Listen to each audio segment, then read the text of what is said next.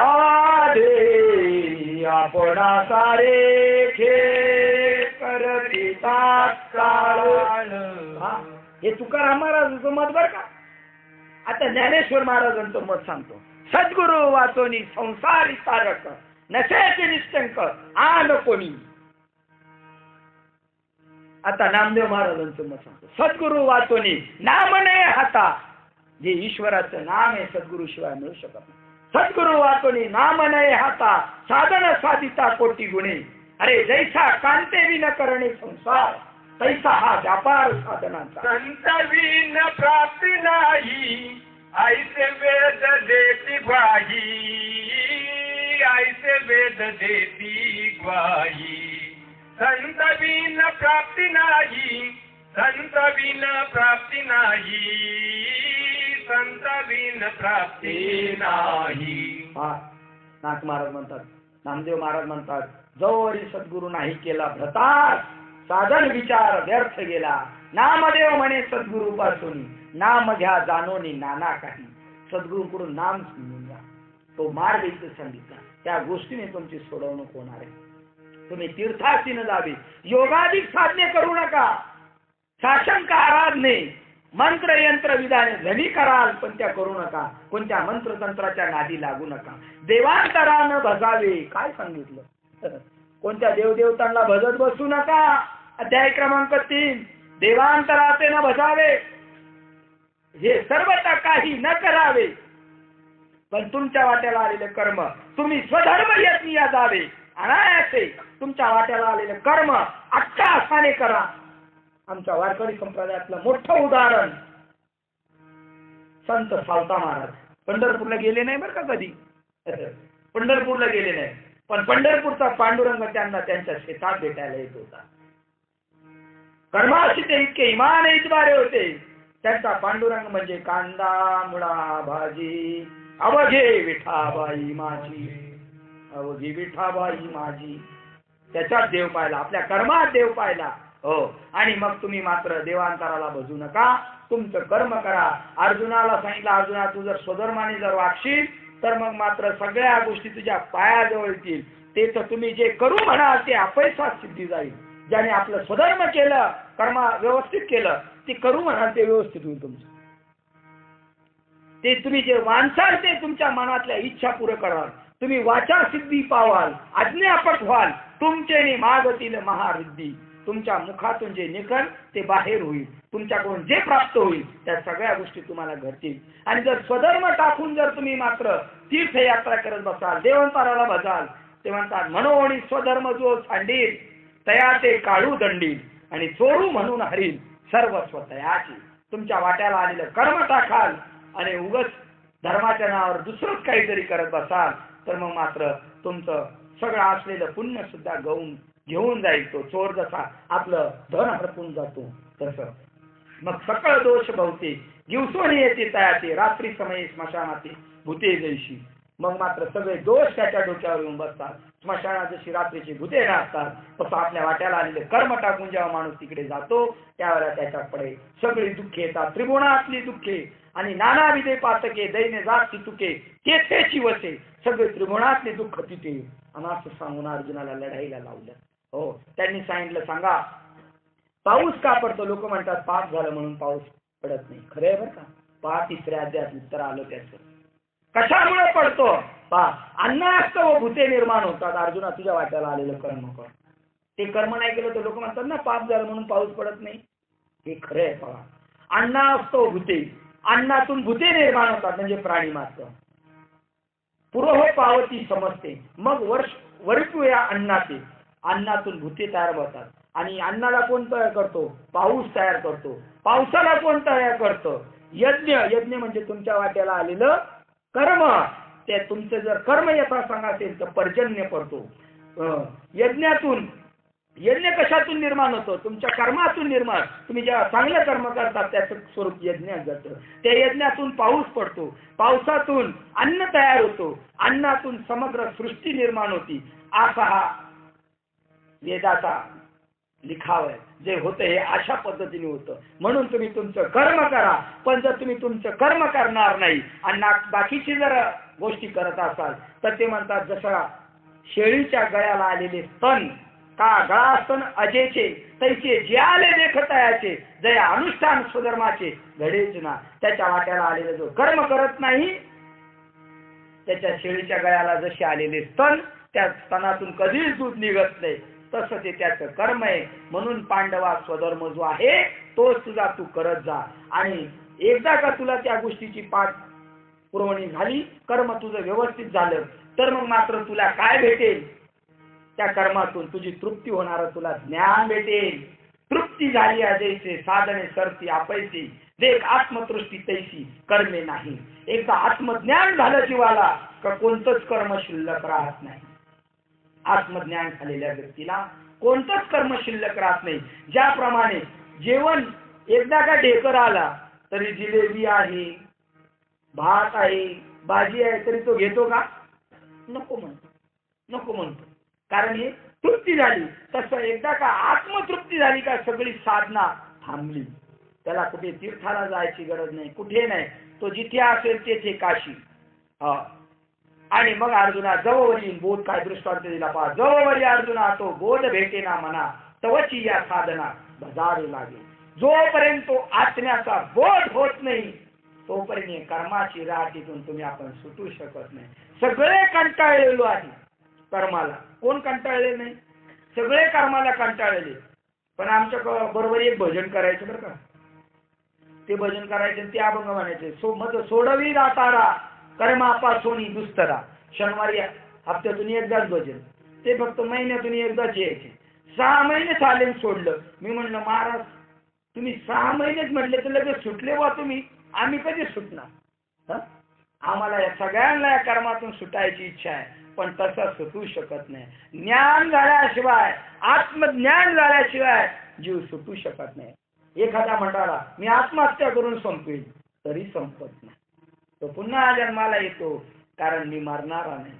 मला आत्म्याला नाश नाही. आत्म्याचं जोपर्यंत देहाशी तादात्म्य नाही तोपर्यंत 84 लक्ष वेळी फिरावं लागतं.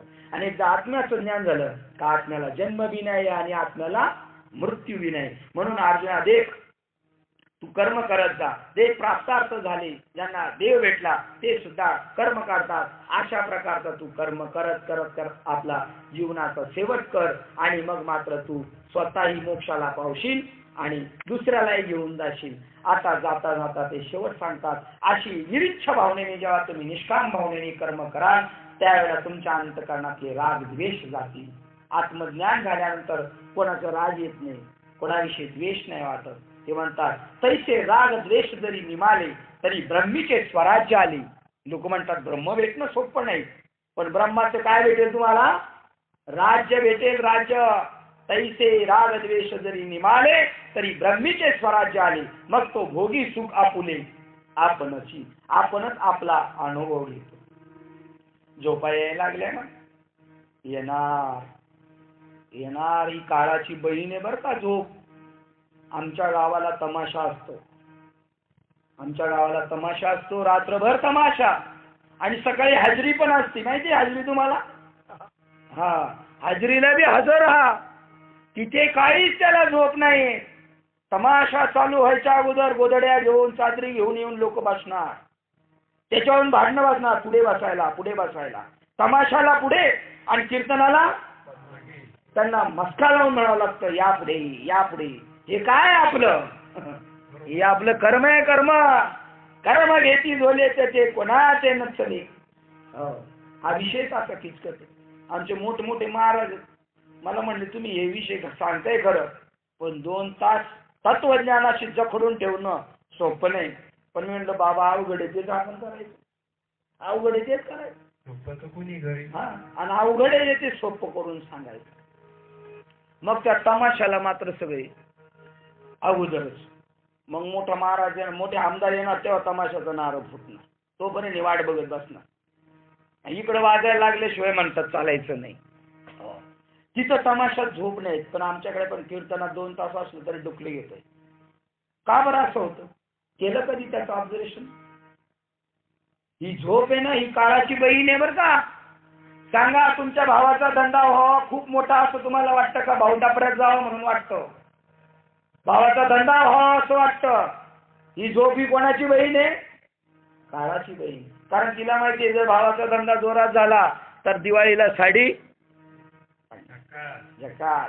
जवळवरी चाले मोठा धंदा तोरी बहीण म्हणे दादा दादा. दादा गेला डबऱ्यात का दादा बी गेला डबऱ्यात आणि धंदा बी गेला डबऱ्यात.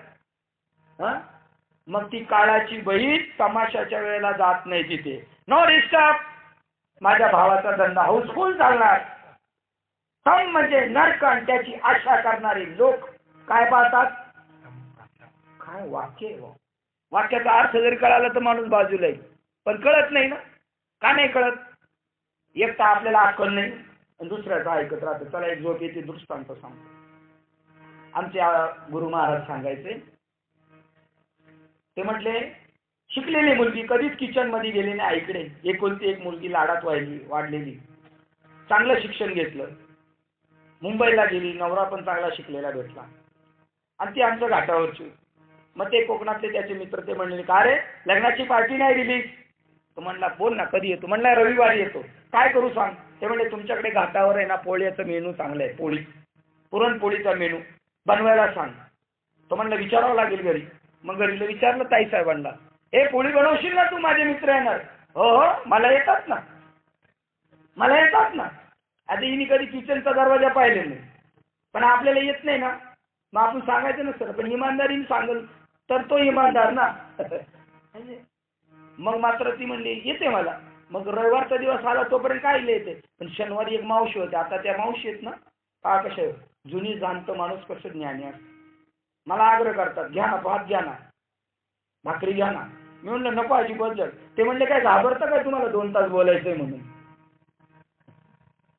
हे अशी उगत पांढरी झालेली नसतात बरं का त्यांची. ज्ञान असतं. म्हणून मोठ्याच्या मांडवा खालून जायचं असतं. घर बांधायचं असेल लग्न करायचं आपल्याला नाही अक्कल तर आपली बाजूला ठेवायची. आपली पुढे नाही मिरवत राहायची त्यांच्या. पण आपल्याला ती सवयच लागली. ती सांगायला लागली मला माहिती. पण मग आजीबाईला जाऊन शेजारी विचारलं आजी पुरणपोळ्या कशा करायचा? ती म्हणली बघ डाळ चांगली शिजवायची उकळी येतोपर्यंत चांगली नरम होतोपर्यंत. ती म्हणली हे तर मला माहिती आहे. कोण म्हणते? ही मुलगी.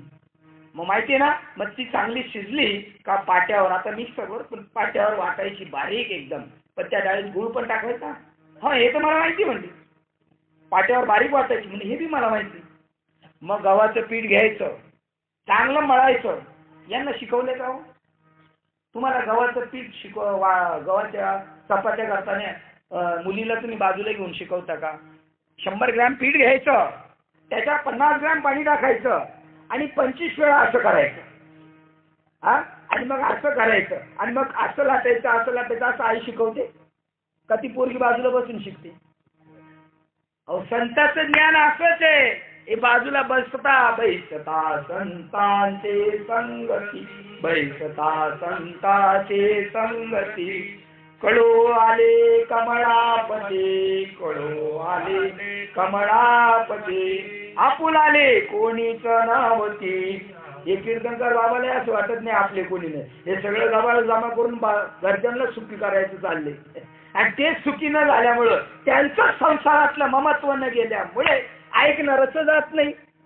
आमचे गुरु महाराज सांगायचे दृष्टांत सांगतो.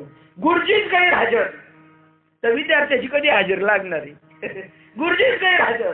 गुरुजीला एकदा विचारलं विद्यार्थ्याने गुरुजी व्यासपीठ म्हणजे काय? गुरुजी व्यासपीठ म्हणजे काय? गुरुजी म्हणतात बाजरीचं पीठ गव्हाचं पीठ तसं व्यासपीठ. गुरुजी व्यासपीठाबद्दल गैरहजर. तसं संतांच्या ज्ञानाबद्दल सांगणारे प्राकृत लोक अज्ञानी आहेत. त्यामुळे आपली बी हजर लागत. मग ती म्हणली पुरण वाटायचं. मग तिला सांगितलं गव्हाचं पीठ मळायचं त्याचं चाडं करायचं आतमध्ये पुरण घालायचं लाटायचं भाजायचं हे बी मला माहिती. मग सार करायचा ते पण मला माहिती. त्या साराला उकळी येऊन द्यायची ते पण मला माहिती. म्हणली ही विचारते ते खरं मला आणि परत म्हणते मला माहिती मला माहिती. मग ही बी तिचं वारस जेवलेली होती आजी. ती म्हणली बा चांगला का साराला कड आला. कड म्हणजे माहिती ना उकळी आली शिजला उकळी आली का त्या पोळ्याच्या टोपल्यात बनवून ठेवल्यात ना त्या सगळ्या बाजूला घ्यायच्या अशा चुरायच्या त्याच्यात टाकायच्या चुरायच्या त्याच्यात टाकायच्या आणि रवीनी चांगल्या हाटून घ्यायच्या. ती म्हणली हे बी मला माहिती. म्हणली तेच कर. संताकडे जाऊन आपलं ज्ञान बाजूला ठेवायचं. आपल्याला काय येतं शहाणपणे सांगायचं नाही. त्यांच्याकडे जे असेल ते घ्यायचं. अजून एक दृष्टांत सांगतो, कारण हसवलं पाहिजे ना. बाबा तुम्हीच आले ना सांगलीवरून जिलेबी घेऊन, हा हे चालेल ना बाबा? मग सांग. आता अजून एक दृष्टांत सांगतो जरा, जर झोप उडलीच पाहिजे. काय मला महाराजांनी सांगितलं, सोपं सोपं सांगा जरा, थोडं झालं तर चालेल. चोर होते, चोर गेले चोऱ्या करायला. चोऱ्या करून आले, जे भरपूर दागिने वगैरे घेऊन आले ना, असे वाटे करून ठेवले, हा तुझा वाटा हा माझा. आणि जेवण केलं. जेवण केल्यानंतर जेवायला बसायचं. जेवल्यानंतर म्हणले बसायचं, आज तर खूप लेट झाले. आणि जेवल्यानंतर झोपल्यावर भांडी घासायचा कंटाळा. आता आपल्याला कधी उन्हाळ्यात हे सगळे गावाला आले का मग आपल्यावर पाळी. त्यापेक्षा आपण म्हणतो हॉटेलमध्ये ते सांगतात भात शिजवा अमुक करा, पण आपण म्हणतो भांडी घासायचे कोणी, ते लय अवघड का. मग त्या चोरांनी सगळे जेवायला बसले, पण म्हणले बघा आता जेवायचं, पण हे भांडी कोण घासणार सांग, भांडी कोण घासणार. तर त्या चौघांमध्ये ठरलं, जो पहिला बोलणार तो भांडी घासणार. कोण पहिला बोलणार तो भांडी घासणार. म्हणले चालेल. आणि हे ठरलं. लगेच सुरू काय त्यांची ती बीट चालू झाली. आता जेवायला बस म्हणून सुद्धा बोलायला तयार नाही. कारण का भांडी घासावं लागतं. कमाल आहे. आता जेवायला नाही, 12 वाजले, 1 वाजले, 2 वाजले. अरे दरवाजा बंद तरी करा. दरवाजा बंद केला तर भांडी घासावं लागतं. लाईट बंद करा, भांडी घासावं लागते. चोर चालले होते. आता हे चोर आणि चोराची चोरी करतो तो बिलिंदर चोर. मग चोर चालले होते तिथे, म्हणले 2 वाजलेत रात्रीचे आणि दरवाजा उघडा आहे. कोण एवढे बिंदास आहेत लोक, चला बघू. बघितल्यानंतर पाहिलं ते दरवाजा तर उघडा आहे. आत गेले ते हे एकमेकांना बघतायत. काय झालं म्हणले, दरवाजा बंद आहे, उघडाच ठेवलाय. झोपले का नाही, का बोलत नाही, भांडी घासायला गेला. आता थोडं तुम्ही बोला म्हणजे जागे व्हाल तुम्ही. हे म्हणले जिवंत आहेत का मेलेले. चिमटा काढला तरी काय नाही. म्हणले बरं आहे दागिने. 4 जण हे होते. घेतले बोजे, यांनी पिशव्या भरल्या, यांचे सोन्याचे सगळे चोरून आणलेला माल भरला. तरी हे बी बोलायला तयार नाहीत का, भांडी घासायला निघाले. म्हणले जेवून जा ना, तयार आहे जेवण. यांचा माल यांनी खाल्ला तरी बोलले नाही साहेब, का भांडी घासायला. मग त्यातला एक जण म्हटला, अरुण महाराजांसारखा, तो म्हणलं हे जिवंत आहेत का नुसते पुतळे आहेत तरी बघू. जेवले बी, निघाले बी, माल बी घेऊन चालले. तिथे चाकू पडला होता. म्हणलं बघू एखादं हे जिवंत आहेत का मेले. एखादं नाक घेतलं, कापलं, तरी नाही बोलला. का अशी तिघांची उडवली. आणि चौथा देत या महाराजांच्या याला लावलं. ते म्हणले हे हात नाही लावायचा. ते तिघ जण म्हणतात भांडी घासायला लागेल. अरे मूर्खा, भांडी घासलेली परवडतील, नाका का जाऊ देता. तशी परमार्थातलं जे मूळ तत्व आहे ते अंगीकृत करा. नाका घालवता पुढे भांडी घासायला लागली तर काय तुमचं होणार आहे, काय कमीपणा होणार आहे का. पण टाठरपणा जात नाही ना माणसाचा, त्याला असा अहंकार म्हणतात. तो अहंकार संतांच्या चरणाजवळ गेल्याशिवाय जिरूच शकत नाही. आणि तो घालवणारा अहंकाराचं साधन म्हणजे संत, म्हणजे माणूस नाही बरं का. इथं माणसच झाली संत. पडा म्हणे आमच्या पाया, होईल तुमचं कल्याण. संत म्हणजे माणूस नाही, संत म्हणजे त्याच्याकडे असणारं दिव्य ज्ञान. सुगरण म्हणजे काळीगोरी बाई नाही, तर तिच्याकडे असणारं पाककृतीचं ज्ञान. ड्रायव्हर म्हणजे खाकी कपडे घातलेला मनुष्य नाही, तर गाडी चालवण्याचा. डॉक्टर म्हणजे पांढरी कपडे घातलेला माणूस नाही, त्याच्याकडे असणारं. मग संत म्हणजे ज्ञान का पांढरी कपडे फेटा बांधलेली माणसं. बांधला फेटा, मारल्या चाटा, कमवल्या नोटा, काय केले यांनी. जागे व्हा, संत शोधा, निवडा. अरे दोन्ही दिसती सारखी, पण वर्म जाणे तो. ताकही पांढरे आणि दूधही पांढरे, पण कळेल कोणाला. जेवणार चवी जाणती. संताचे बुरखे घालून फिरणारी लोक आहेत या जगामध्ये. संत मात्र जसे नाहीत. ताकही पांढरं आणि दूध पांढरं, पण जेवणाऱ्याला कळलं आम्हाला जर काही घ्यायचंच नाही त्यांच्याकडून तर संत आहे का पंत आहे का संत आहे, कळेल का आपल्याला नाही. आणि तो ज्ञान सांगणारा हा 4था अध्याय. आपण त्या 4थ्या अध्यायात पदार्पण करत आहोत. 4था अध्याय ज्ञान मार्ग सांगतो. पहा, ज्ञान संन्यास योग. ज्ञान घ्या, ज्ञान बाबा हो. ज्ञान म्हणजे आत्मज्ञान. पहावे आपणासी आपण, या नावे बोली जे ज्ञान. दासबोधातलं वाक्य. ऐक ज्ञानाचे लक्षण. ज्ञान म्हणजे आत्मज्ञान.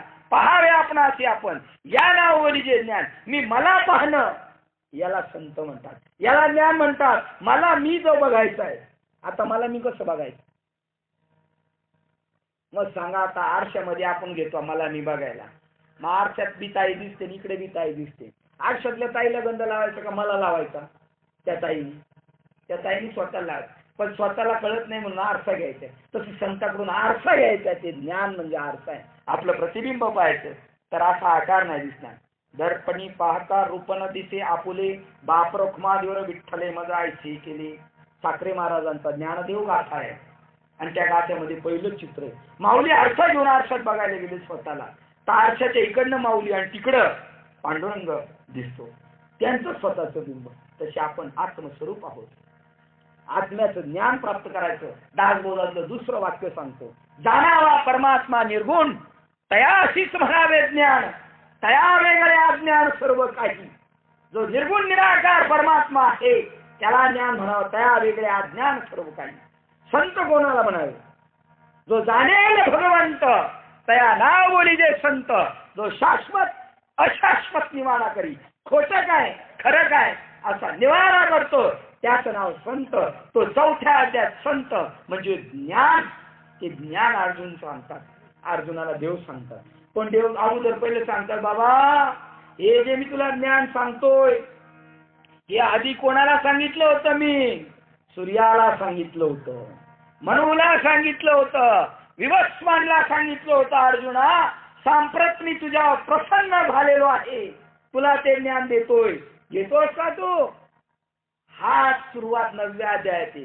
जे न संगेची पिता वसुदेवाची, न संगे माता देवकीची, जे न संगे बंधू बळीभद्राला, ते गूढ अर्जुना प्रति बोलत असे.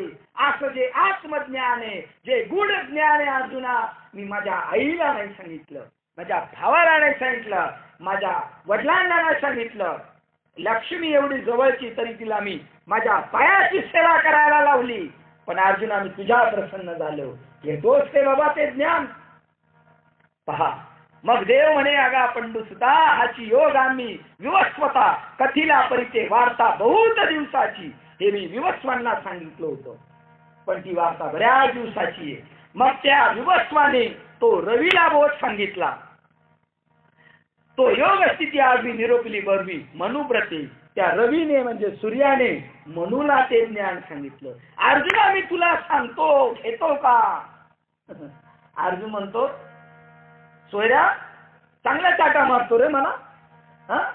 तो सूर्य केव्हाचा आपले वाडवडील जाणत नाहीत, त्या सूर्याला ज्ञान सांगितलं.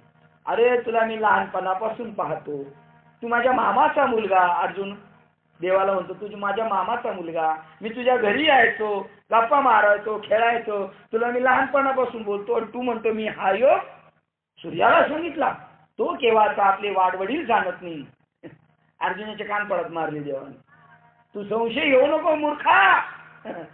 मन आणि संशय आवनी थोर, अनेक पाप नाही घोर. हीच विनाशाची वा घोर प्राणियाची. चांगल्या गोष्टीबद्दल संशय घेऊ नकोस. हे जे मी सांगतोय हे वास्तव सांगतो. म्हणून आपण अनुष्ठिली, मग ईश्वाकुला उपदेशिली, आईची परंपरा विस्तारिली. हो, विवस्वानी रवी एकच. त्याने ती मनूला सांगितली, सूर्याने मनूला सांगितली, मनूने ईश्वाकुला सांगितली. आणि आज याचे राजर्षी आणि काही या योगाचे राजर्षी झाले जाणते, परिण तेथोनी आता सांप्रत नेनाची कोणी. आज ते आत्मज्ञान कोणाला माहित नाही बरं का. मोठमोठे बाबा लोक आहेत, त्यांना बी माहित नाही आत्मज्ञान कशाला म्हणतात. फक्त रामाच्या आकाराला आलेल्या रामाच्या गोष्टी सांगतात, आकाराला आलेल्या कृष्णाच्या गोष्टी सांगतात. पण आत्म्याची गोष्ट सांगणारे संत आहेत फक्त. ते संत ताबडतोब देवाची भेट घालून देतात, त्या आत्म्याची गाठ घालून देतात. अशा संताची ओळख करून घ्या, त्या संताला शोधा तुम्ही. आज मात्र सांप्रत नेहमी जे कोणी हा योग सध्या लोकलेला आहे. हे ज्ञान चांगल्या चांगल्यांना माहिती नाही. कारण सर्व प्राणी मात्राचा भर देहावरच आहे. सगळ्यांचा आदर जे प्राणिया कामी भरू, देहाचीच वरी आदोरी, म्हणून पडेला विसरू आत्मबोधाचा. आत्मज्ञान जे आहे त्याचा लोकांना विसर पडलेला आहे. आपलाच आपल्याला विसर पडलेला आहे. तुम्हाला सांगू आपण कोण आहोत? 15व्या अध्यायात घेऊन जाऊन सांगतो. तुमच्या पायाच्या नखापासून तर मी तुमच्या डोक्याच्या केसापर्यंत जर मी तुम्हाला विचारलं हे कोणाचे अवयव आहेत, हे कोणाचे अवयव आहेत, तर तुम्ही म्हणणार माझे. उदाहरणार्थ मी डोक्याचे केस विचारले, तुम्ही म्हणणार केस माझे, डोळे माझे, नाक माझे, कान माझे, पाय माझे, हात माझे, पोट माझे, पायाची बोट माझी. पायाच्या नखापर्यंत डोक्याच्या केसापर्यंत तुम्हाला विचारला हे अवयव कोणाचे, तुम्ही म्हणले माझे. माझे माझे सगळे अवयव विचारून झाले. मी तुम्हाला विचारलं तो माझे माझे म्हणणारा तो कोण आहे? हो तो कोण आहे? तो मी आत्मा आहे.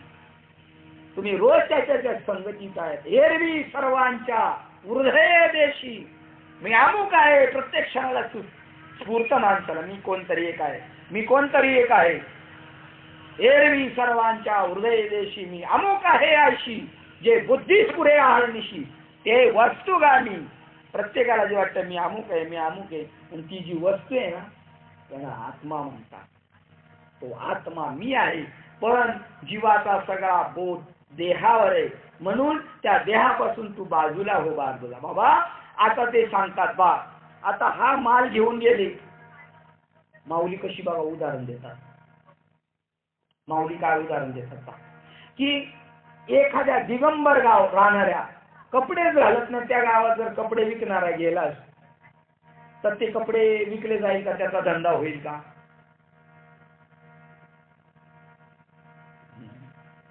एखाद्या गावामध्ये त्या गाव दिगंबराचे म्हणजे कपडेच घालत नाही, तिथं जर कपडे विकणारा गेला त्याचा धंदा होईल का?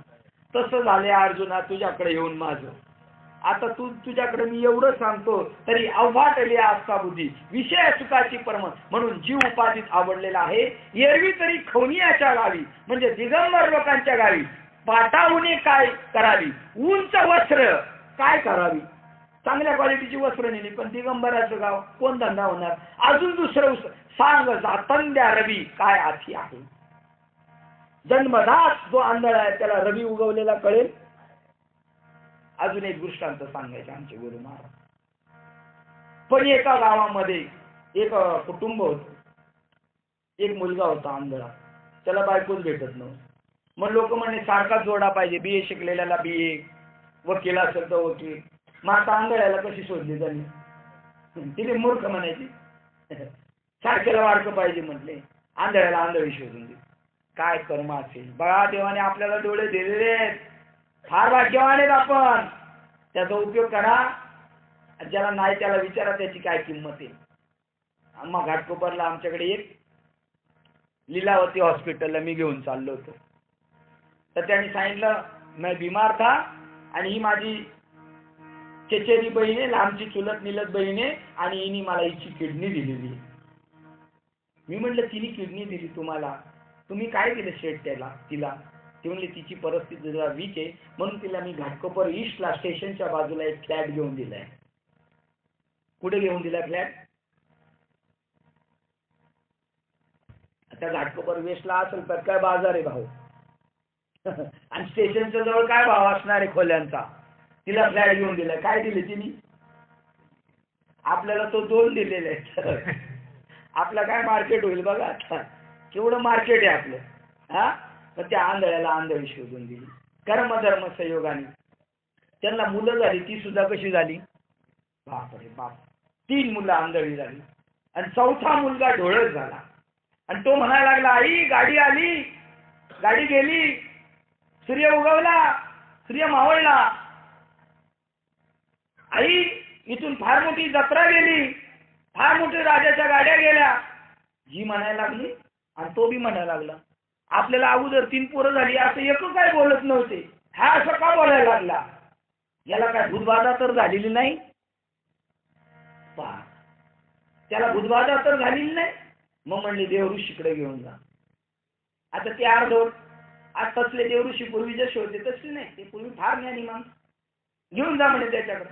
त्यांनी पाहिलं याला काय रोग झाला नाही काय नाही, पण हे बावळट लोक यांना सांगून करणार नाही. त्याला म्हणले हा पण त्या पहिल्या पोरांसारखंच करील, पण त्याला 5,000 रुपये खर्च आहे. ते म्हणले किती पैसे गेले तर चालेल, पण पहिल्या पोरांसारखाच झाला पाहिजे. मग त्या प्लास्टिकच्या पावसाळ्याच्या चपला फाटल्या का आपल्या घाटप्रदेशाच्या बाहेर त्या असे चिटकवणारे येतात, विस्तू टाकतात आणि त्याच्यात सळ्या ठेवलेल्या असतात तापायला. मग ते सळ्या घेऊन आला तो आणि त्या मांडळ्या आईवडिलांना सांगितलं पोराला जाम पकडून ठेवा, आणि त्या सळ्या तापवल्या आणि त्याच्या डोळ्यात घातल्या. आणि 2 दिवसांनी आला विचारायला गुण आला की नाही, म्हणले आला गुण. काय केलं? आजली मांदी आली बरं का, ते डोळ्यात बनवणारे नाही, काय करणारे आंधळे करणारे. पण तुकोबाराय आमचे संत मालिके त्यांच्या अगोदरची मांदी आळी अशीच होती. पण तुकाराम महाराज म्हणतात आता उघडी डोळे जरी तुझं अद्यापी न कळे, मातेची या खोळा दगड आला पोटाशी. दगडा आई 9 महिने का पोटात दगड वागवला का तुझ्या? दगड वागवला आईने तुझ्या पोटात? तरी तुकोबारायांनी परत रिव्हर्स घेतला. ते म्हणले दगड म्हणून सुद्धा ही दगडाचा अपमान होईल का? दगड सुद्धा याच्यापेक्षा श्रेष्ठ आहे, तो मंदिराच्या तरी कामाला आला, पण हा कसल्याच कामाला येत नाही. तुकाराम महाराजांनी प्रमाण सुधरून घेतलं आणि दुसरं प्रमाण पाठवलं. तुका म्हणे आईशी बुद्धी ज्याची जड, तुका म्हणे आईशी बुद्धी ज्याची जड, त्याहून दगड बरा देवा, बरा देवा, त्याहून दगड बरा देवा, बरा देवा. म्हणजे माणसापेक्षा कोण बरी? आमच्या दादा कोणकेचं वाक्य आठवतं का तुम्हाला?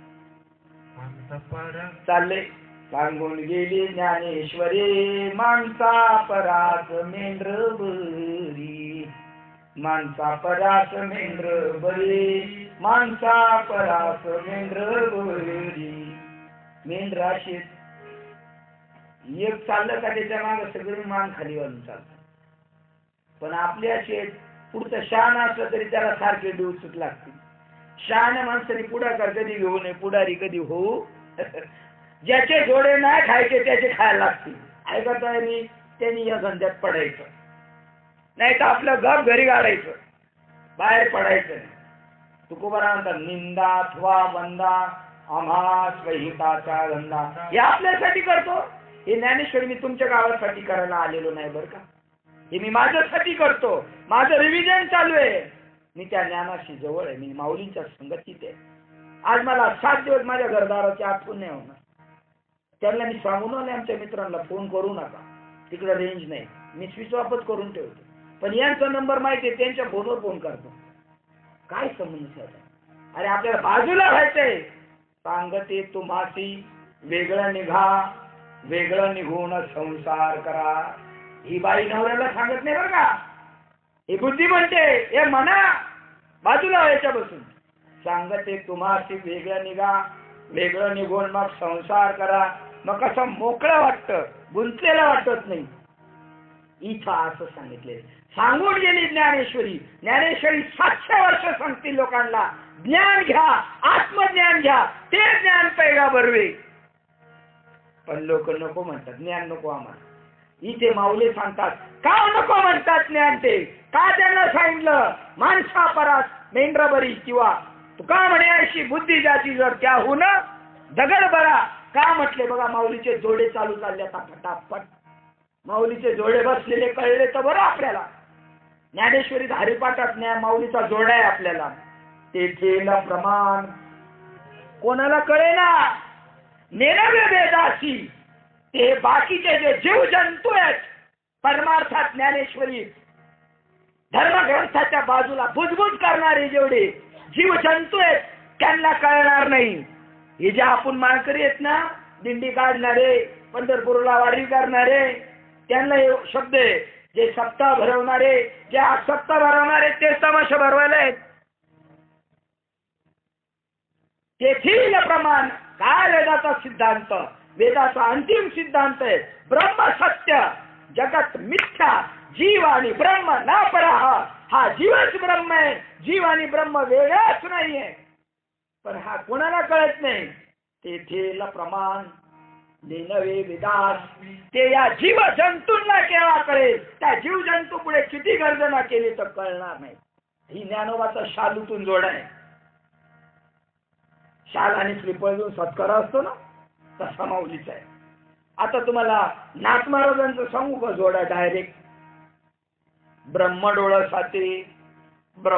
साते काय न कळे, वेदार्थ न कळे. वेदाचा सिद्धांत कळत नाही. ब्रह्मडोळा साते वेदार्थ न कळे, तेथे हे आंधळे व्यर्थच जाती. हे आमचे गुरु महाराजच आंधळे, त्यांच्या मागे पाळणारे ते बी आंधळे. माऊली म्हणतात हे ज्ञान का नाही घेत. 700 वर्ष झाले गर्जना चालू आहे, लोक का नाही घेत. तर त्यांनी सांगितलं दिगंबराच्या गावात चांगले कपडे विकायला गेले, कोण घेणार. दुसरं उदाहरण सांगितलं, सूर्योदय चांगल्या प्रकारचा इथे दिसतो. मुंबईला कधी कधी सूर्य बी दिसत नाही. मग इथे चांगला सूर्य दिसतो, पण पाहणारे सगळे कसे आहेत, आंधळे. सूर्योदयापुरते ते सांगितलं सांग जात्यंदा रवी काय आखी, आंधळ्याला सूर्य दिसू शकत नाही. तिसरं उदाहरण देतात का बहिर्याच्या आस्थानी, म्हणजे बहिर्यांच्या सभेमध्ये कवण गीता ते मानी. बहिर्यांच्या सभेमध्ये गीतेला किंमत आहे का, गीताला म्हणजे गाण्याला किंमत आहे का. तुम्हाला दृष्टांत सांगतो आमच्या महाराजांचं ऐकलेलं. महाराजांनी मला सांगितले कालचा ओव्हर टाइम भरून घ्या. ते म्हणे एक दिवशी चालला होता एक गायक, त्याला भूक लागली होती आणि ज्वारीचा हुरडा भाजायला आलेला होता. मग त्यांनी सांगितलं बसा ना म्हटले. मग त्याला सांगितलं 5 असताना मला भूक लागलेली. आता इथे काय तुम्हाला रानामध्ये काय नाही, शेकोटी पेटवली, लगेच ते कणीस भाजलं दिलं, खूप खाल्लं, गोड लागलं, खूप खुश झाला. त्याला असं वाटलं यांनी याच्याकडचं दिलं, आता माझ्याकडचं मी याला काहीतरी देतो. आणि तो होता गायक वृंद. तो एक आलाप घेऊ लागला आणि आलाप घेताना डोळे बंद करून आता या शेतकऱ्याला वाटलं माझ्या त्या कंसाचा परिणाम याच्यावर झाला की काय, आणि याला वेडवीड लागलं काय, आता काय करावं. आणि हा चालले याचं डोळे झाकून. अरे रे वाईट वाटलं. याला वाटलं कोणी नाही बघितलं तेच बरे, याला नीट करून पाठवलं म्हणजे चालेल. आता म्हशीचे जर टांग जास्त उडवायला लागली तर म्हशीला काय देतात, डाग देतात का तुमच्याकडे. माझे एक मित्र आहे तुमच्या इकडचेच आहे, त्यांच्या पोटावर असे डाग दिलेले सळईचे. म्हणले बालपणी मला काहीतरी कावीळ का काय झाली होती, डाग दिले. मी म्हणलं किती दिवस सुकली नव्हती जखम. म्हणलं 2.5-3 महिने. मी म्हणलं हे तर मरायची पाळी गरज. म्हणलं आता देतो का, म्हणले आता देणारी राहिली. तसं त्याला वाटलं ते हुरडा भाजून देणाराला याच्यावर परिणाम झाला की नाही, त्यांनी तापायला ठेवली सळई, याला डाग द्यायचा म्हणून. चांगली लालगुंद होऊन दिली. जेवढा दुसरा एक गायक चालला होता, सप्ताह होता आपल्या पिंपळ गावामध्ये, पिंपळ. तो म्हणला हे अरे किती आलाप गातो, आता आपल्याला जायचंय. आता भाऊबंदाचा आवड त्याला, तोय आला गायन बघून. तर ते हे काय सुधीवर नाही. याला विचारले हे काय चालले, सळी गरम का केली लालगुंद. म्हणला याला हुरडा खायला दिलाय तेव्हापासून याच्यावर परिणाम झालाय, याला सुधीवर आणायचं डाग देऊ. याला डाग गेलं उठ नाही तर आता तुला ऍडमिट करावं लागेल बघ. ही आपली परिस्थिती बरं का. हे आपण हसतो ना, हे ज्ञानेश्वर महाराज आपल्याला म्हणतात. बरं तुम्हाला मी ज्ञान सांगतो, ज्ञानेश्वर महाराज म्हणतात घ्या आत्मज्ञान, अरे अधिकारी कोणतरी. पण काय करावा, मी ज्या दुकानात ज्या गावात माल घेऊन विकायला आलोय ते बहिऱ्याचं गाव आहे का, बहिऱ्याच्या सभेमध्ये कवन गीता ते मानी का, कोल्ह्या चांदणी आवडे उपदे. कोल्ह्यांना चांदणं आवडतं का, कोल्ह्यांना चांदणं आवडत नाही. तसा विषयी लोकांना साधूचं ज्ञान आवडत नाही. नंबर काय दृष्टांत चपराक मारायला चालले. हे ज्ञानेश्वर महाराजाचे आणि माऊलीचा नाथ महाराजाचा डायरेक्ट जोड आहे कोल्हापुरी. ब्रह्मडोळाचा ते वेदार्थ न कळे, तेथे हे आंधळे व्यर्थ जाती. याची पारायण करणारी लोक आहेत, पण पारायण कशी चालले सांगतो तुम्हाला. कुत्रा माग लागल्यानंतर जसा नवा गावात आलेला व्यक्ती पळत सुटतो, हे रात्री मला झोपताना म्हणले आपल्याला या गावात काही कुत्रे दिसले नाही. मग धरणाकडे चाललो तर तिथे 2 कुत्रे भेटले बरं. एक पुत्रीन कुत्रा भुकतो. झालं म्हणलं आहे बा, जे जे इच्छे प्राणी ते पूर्वी चक्रपाणी, तुम्ही अपेक्षा करा का लगेच गोष्ट पूर्तच.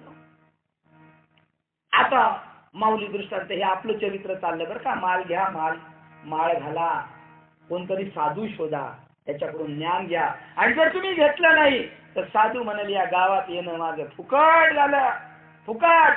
मी त्या गावात गेलो जिथं त्यांना त्याची गोडीच नाही. नंबर 5वा 6वा दृष्टांत.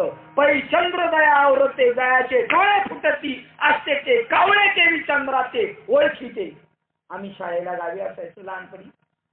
सकाळी आमच्या शाळेत जायचा वेळ आणि आम्ही ओट्यावर येऊन बसलो की कावळे असे इकडून निघायचे पश्चिमेकडून आणि पूर्वेकडे सकाळी जायचे. आम्ही म्हणायचो आपली बी शाळेची वेळ झाली आणि यांची बी झाली. आम्ही 6 वाजता शाळेतून सुटलेलो ओट्यावर येऊन उभे राहिलो तर कावळे इकडून इकडं चालले. का बरं? कावळे सकाळी सूर्य उगवल्या इकडे जातात आणि सूर्य मावळण्याच्या वेळेला इकडे का जातात? बाळा का जातात रे? शाळा आहे त्यांची. कारण सूर्य उगवल्यावरच त्यांना दिसतं. कोणाला? कावळ्याला. आणि चंद्र उगवल्यानंतर त्यांची दृष्टी चंद्र दयावर होते, दयाचे डोळे फुटती असते. त्यांचे डोळे फुटले का? आपण एखाद्या म्हणतो ना मी तुला दिसलो नाही का, तुझे डोळे फुटले होते का? त्या कावळ्याचे जसे डोळे फुटले ते केवी चंद्राचे ओळखते. सूर्यालाच पाहतो कावळा, चंद्राला ओळखतच नाही.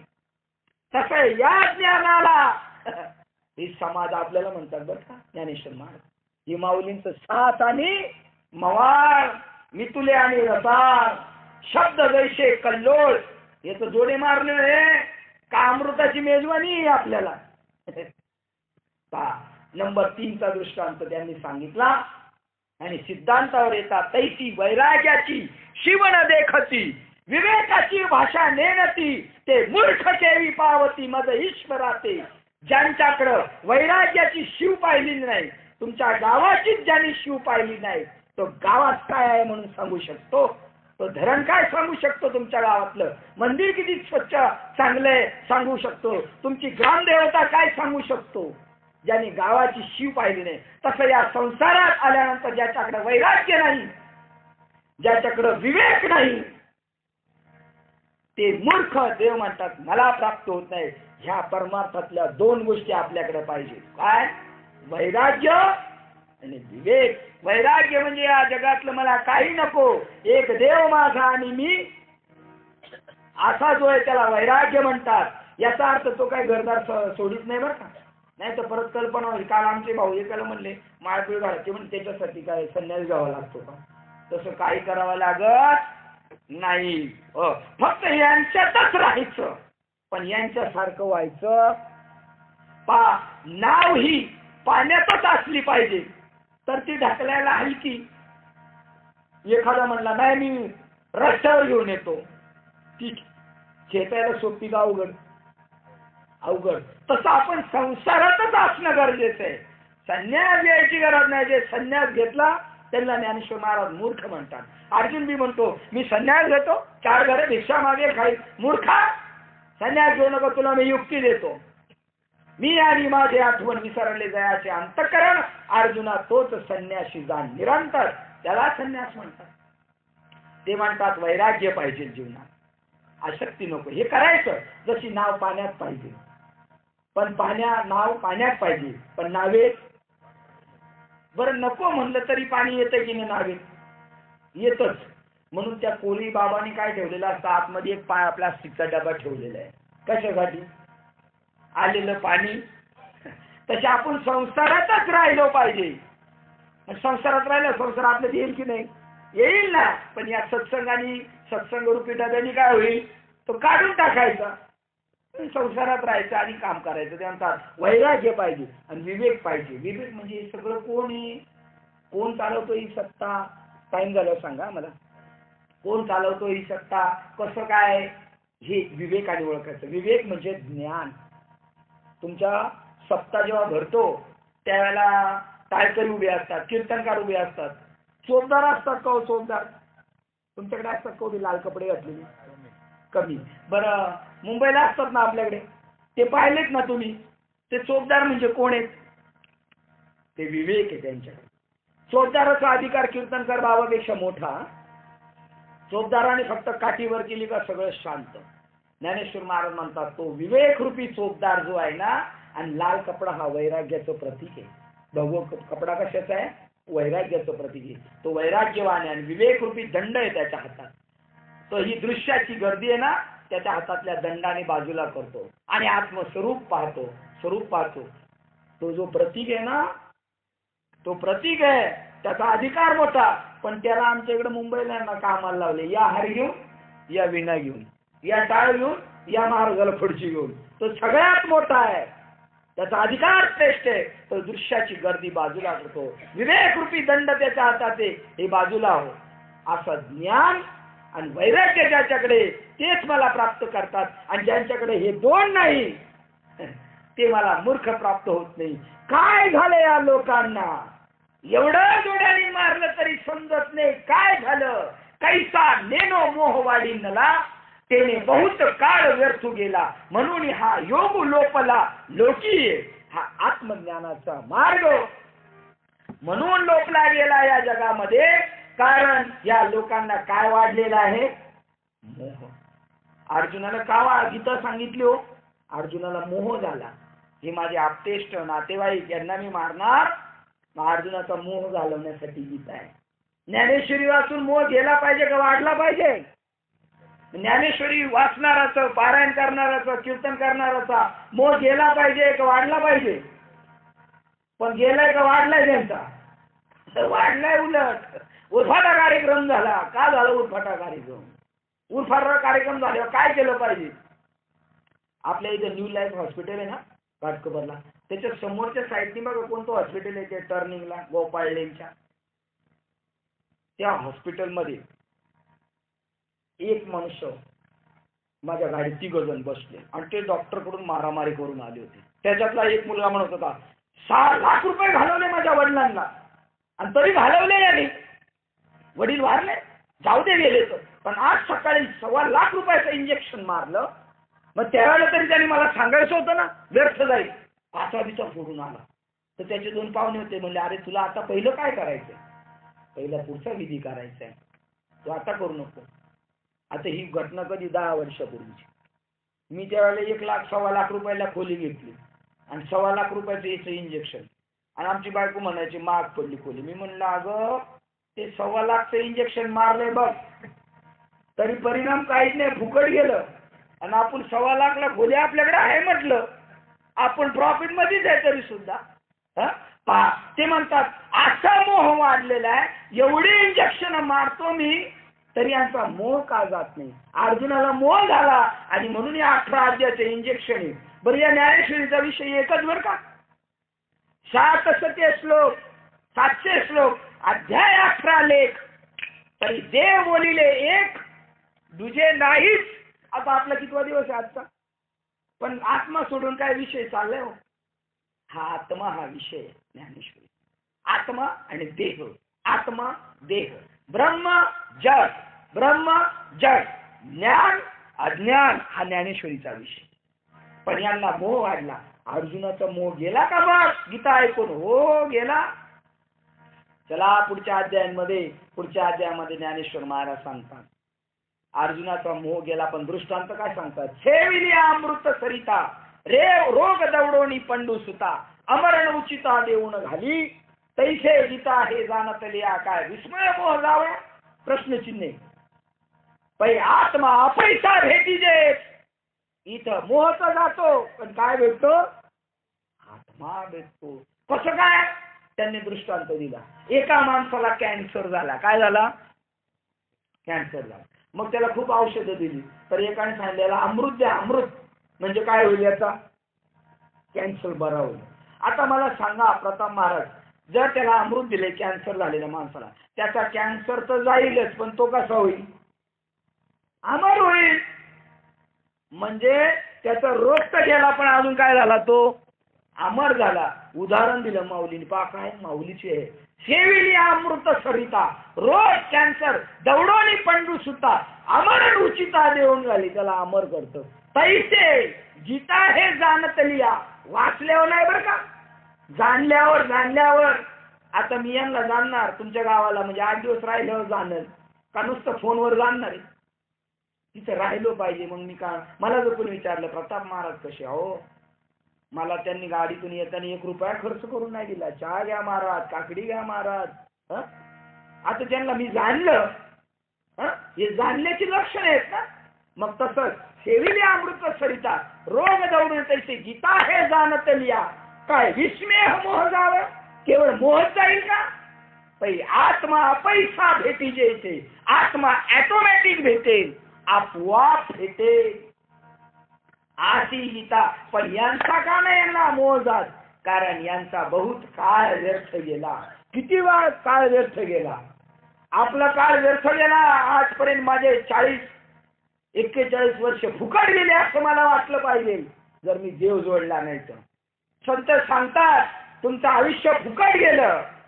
आयुष्य जात आहे पहा, काळ जपत सीमा.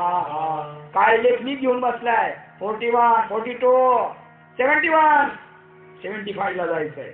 आता किती राहिला काळ? तरी गाफील झाल्यावर काय होईल?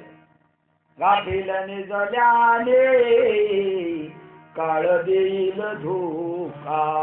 धोका म्हणजे कपडे धुवायचा नाही. कोणता धोका दे? उद्या उठून आपण म्हणतो उद्या येतो बँकेत, तुला चेक करून देतो, चेक काढून देतो, पैसे काढून. काळ देईल धोका. उद्याची गॅरंटी नाही. धर्मराजाने एकदा एक भिक्षुक आला. त्या भिक्षुकला सांगितलं उद्या मी तुला देतो दान. मग मात्र भीमाने काय केलं? तो त्यांचा जो नगारा होता ना, वाजवायला सुरुवात केली. हे नगारा तेव्हा वाजवायचा काहीतरी आश्चर्यकारक घडलं असेल, काहीतरी एक नवीन सूचना असेल. धर्मराजा बोलला मी तर राजा आहे, मी तर काय फरमान काढलं नाही, तू काय सूचना देणार? म्हणलं ऐका, माझ्या दादाला कळालेलं आहे उद्यापर्यंत मी जिवंत राहणार आहे. आता तो धर्मराजा होता का आपल्यासारखा होता?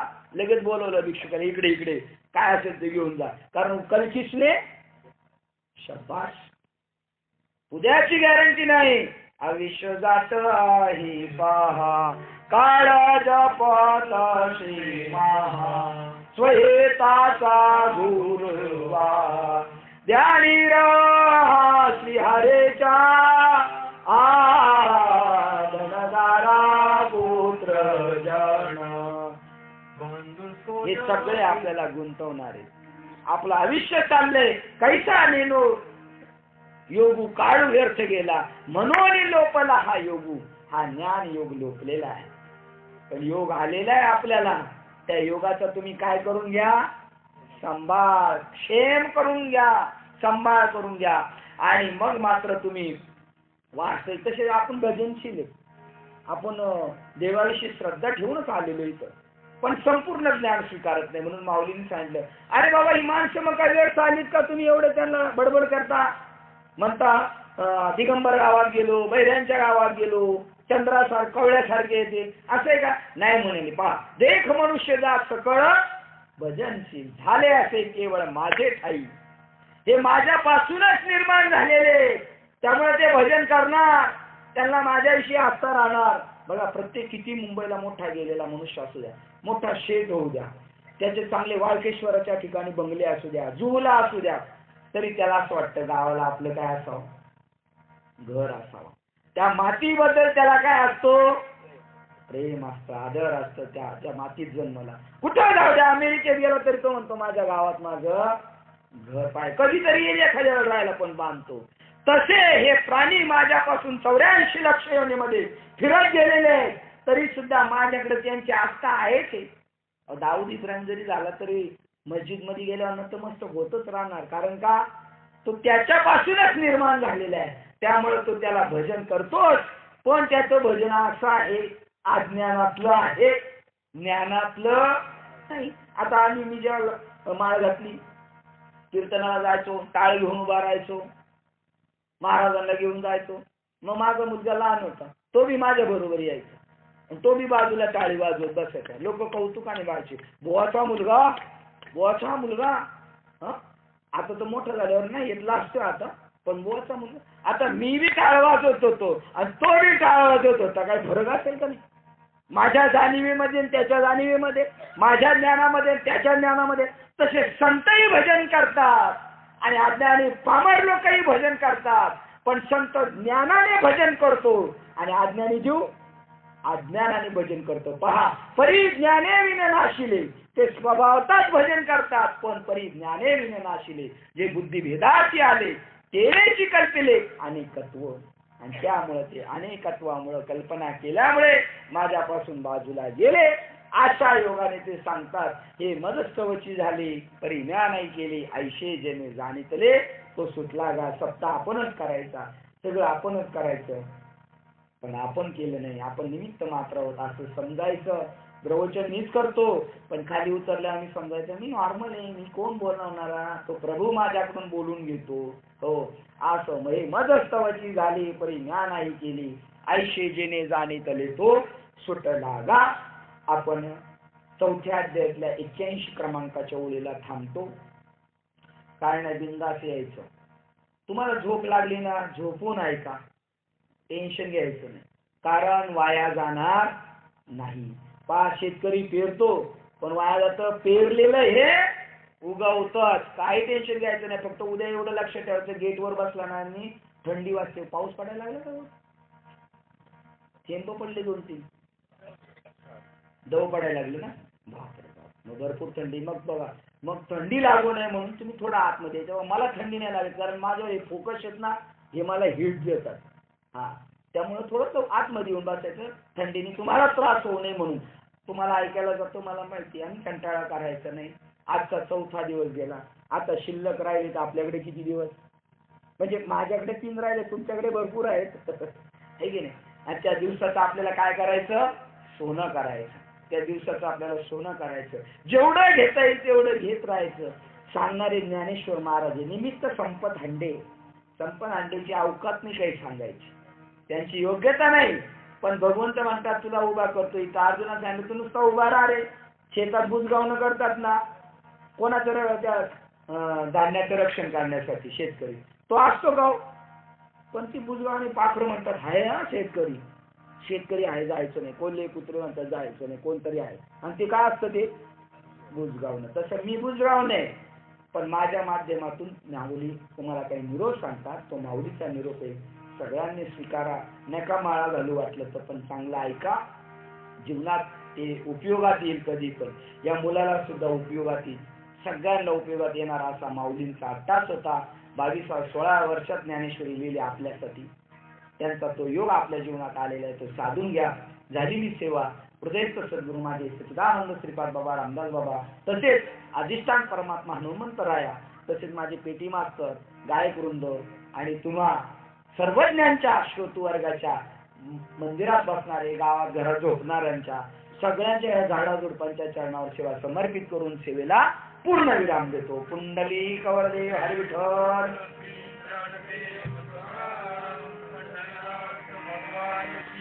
माऊली ज्ञानेश्वर महाराज की जय. जगत